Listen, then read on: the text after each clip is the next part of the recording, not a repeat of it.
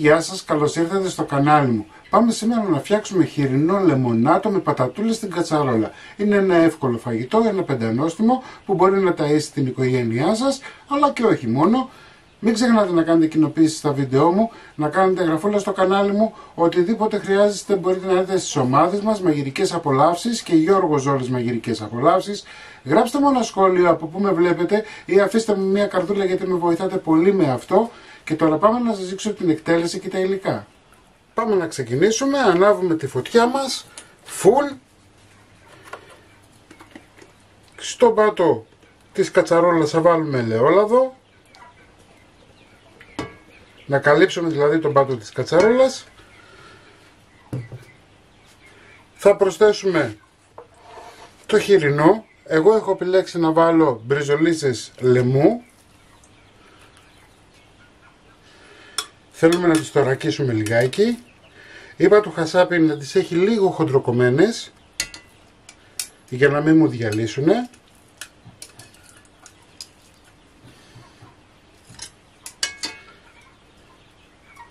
Τρεις νομίζω είναι κάλες. Ανάλογα πόσα κομμάτια θέλετε να βάλετε, ανάλογα πόσα μέλη έχει η οικογένειά σας, θα το κανονίσετε αυτό εσείς. Λοιπόν, αφήνουμε να ξεκινήσει το σοτάρισμα. Το σοτάρισμά μας έχει ξεκινήσει. Το πρώτο πράγμα που θα κάνετε είναι να βάλετε τα καρότα μέσα. Είναι 2 κομμάτια καρότα κομμένα σε στικ. Να ξέρετε ότι το καρότο είναι από τα πιο δύσκολα λαχανικά που βράζει. Οπότε το βάζουμε κατευθείαν στην κατσαρόλα, να κερδίσουμε όσο πιο πολύ χρόνο μπορούμε για να βράσουν και να μαλακώσουν τα καροτάκια μας.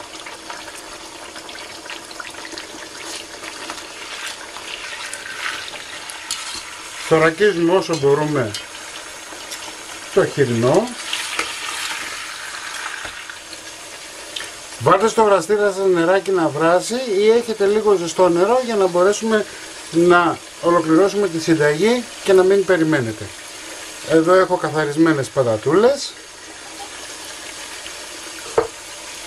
Αφού θωρακίσαμε 4-5 λεπτά από την κάθε πλευρά, θα βάλουμε 2 κρεμμύδια κομμένα σε κύβους, 3 σκελίδες σκόρδο,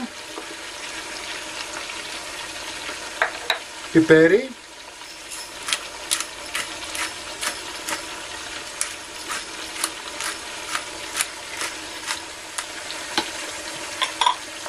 θυμάρι ή ρίγανη. Εάν βάλετε ρίγανη θέλει προσοχή, μην βάλετε πολύ γιατί θα σας πικρίζει. Αν βάλετε θυμάρι δεν υπάρχει πρόβλημα κανένα.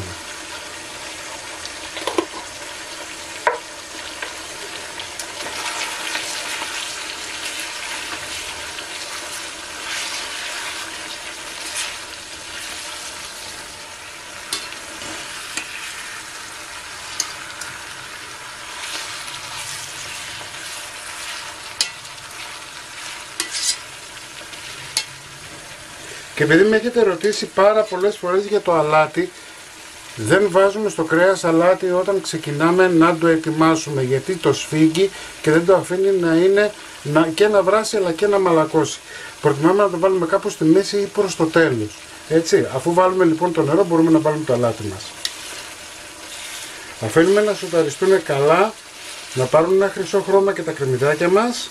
Το ότι εγώ έβαλα μπριζόλες λαιμού, αυτό δεν σημαίνει κάτι, μπορείτε να βάλετε ό,τι κομμάτι κρέας θέλετε, έτσι.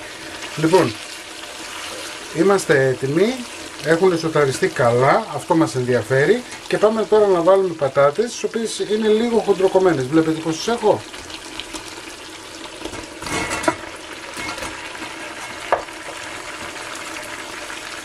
Θα τις απλώσουμε στην κατσαρόλα, θα χαμηλώσουμε λίγο τη φωτιά στο μισό, θα προσθέσουμε νερό. Εγώ βάζω καυτό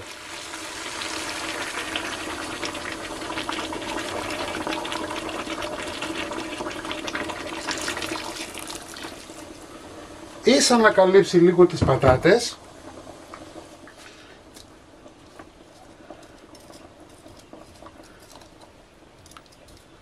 Ωραία. Σκεπάζουμε με το καπάκι και το αφήνουμε τώρα να σιγοβράσει για μισή ωρίτσα περίπου. Αφού πέρασαν 20 λεπτά Προσέχτε, δεν ανακατεύουμε, δεν σκαλίζουμε, και αν θέλετε να ανακατέψετε θα κλείσετε τη σπάτουλα και απλά θα ανακατέψετε έτσι. Έτσι, γιατί εάν ανακατέψετε με διαφορετικό τρόπο θα σας λιώσουν οι πατάτες. Εντάξει. Ή κάνετε αυτό. Σε αυτό το σημείο θα προσθέσουμε ένα λεμόνι, 2 ανάλογα το πόσο ξινό θέλετε.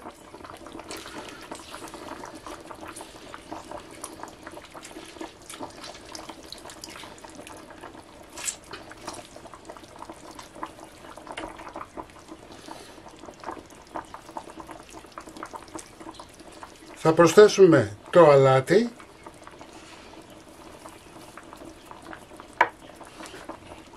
και θα ανακατέψουμε κατά αυτόν τον τρόπο.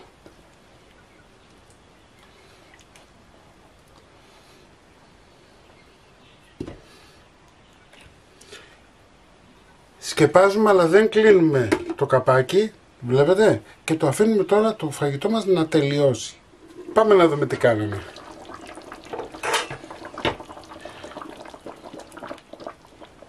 Έτοιμο είναι, έχει μοσχοβολήσει όλος ο τόπος, ζουμάκι έχει, τι άλλο θέλετε. Λοιπόν, κλείνουμε τη φωτιά μας,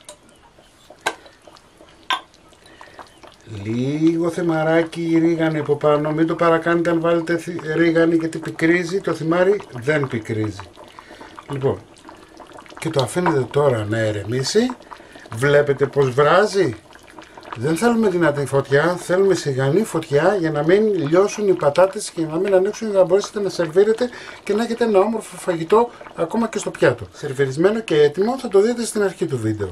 Μην ξεχνάτε να κάνετε κοινοποίησεις στα βίντεο μου, να κάνετε γραφούλα στο κανάλι μου. Ό,τι θέλετε μπορείτε να δείτε στις ομάδες μας, μαγειρικές απολαύσεις και Γιώργος Ζόλης μαγειρικές απολαύσεις. Και εμείς θα τα ξαναπούμε σύντομα με ένα επόμενο βίντεο. Να είστε καλά, γεια χαρά σας.